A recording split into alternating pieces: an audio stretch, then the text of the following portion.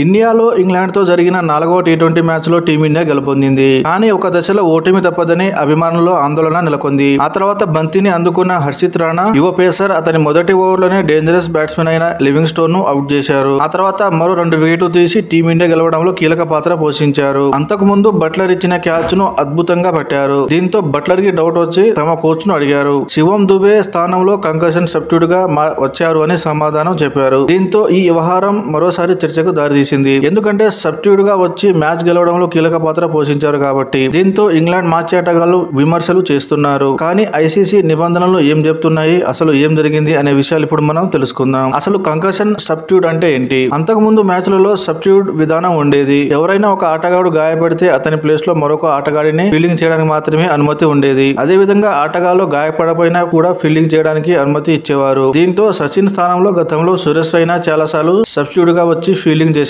కానీ Australia cricketer Philip hues మరణం తర్వాత ఐసీసీ ఈ కంకషన్ సబ్స్టిట్యూట్ విధానాన్ని తీసుకొని వచ్చింది. అయితే ఈ నిబంధన ప్రకారం బ్యాటర్ హెల్మెట్, తల, మెడ భాగంలో బాల్ తగిలినప్పుడు ఫిజియో తప్పనిసరిగా వచ్చి చెక్ చేయాలి. ఒకవేళ బ్యాటర్ ఆడలేని స్థితిలో ఉంటే అతనికి సబ్స్టిట్యూట్ గా మరొక ప్లేయర్ కి అవకాశం ఇవ్వాలి. దీంతో కంకషన్ కి గురైన ఆటగాడు అప్పటికే బ్యాటింగ్ లేదా బౌలింగ్ చేసి ఉన్నచో సబ్స్టిట్యూట్ గా వచ్చిన ఆటగాడు మళ్ళీ మొదటి నుంచి బ్యాటింగ్ లేదా బౌలింగ్ చేయాలి. దీంతో ఈ అవకాశాన్ని భారత జట్టు మాత్రం ఉపయోగించి సద్వినియోగం చేసుకుని మ్యాచ్ గెలిచింది. అయితే ఇప్పటి వరకు కంకషన్ సబ్స్టిట్యూట్ ఎన్నిసార్లు జరిగిందో ఇప్పుడు మనం తెలుసుకుందాం. ఈ కంకషన్ సబ్స్టిట్యూట్ విధానాన్ని ఉపయోగించడం భారత్ కి ఇది మొదటిసారి కాదు. గతంలో 2020లో ఆస్ట్రేలియాతో జరిగిన టీ20 మ్యాచ్ లో రవీంద్ర జడేజా ప్లేస్ లో కంకషన్ సబ్స్టిట్యూట్ గా చాహల్ బరిలోకి దిగారు. ఈ మ్యాచ్ లో చాహల్ 3 వికెట్లు తీసి టీమిండియా గెలవడంలో కీలక పాత్ర పోషించి man of the match award గెలుచుకున్నారు. అప్పుడు జడేజా స్పిన్ ఆల్రౌండర్ గా కాగా చాహల్ అయితే స్పెషలిస్ట్ స్పిన్నర్ గా ఉన్నారు. ఇప్పుడు మాత్రం హర్షిత్ రాణా మాత్రం తన అరంగేట్రం మ్యాచ్ కంకషన్ సబ్స్టిట్యూట్ గా వచ్చింది. 2019లో యాషెస్ సిరీస్ లో భాగంగా ఇంగ్లాండ్ ఆస్ట్రేలియా జట్లు తలబడుతున్నాయి. England bowler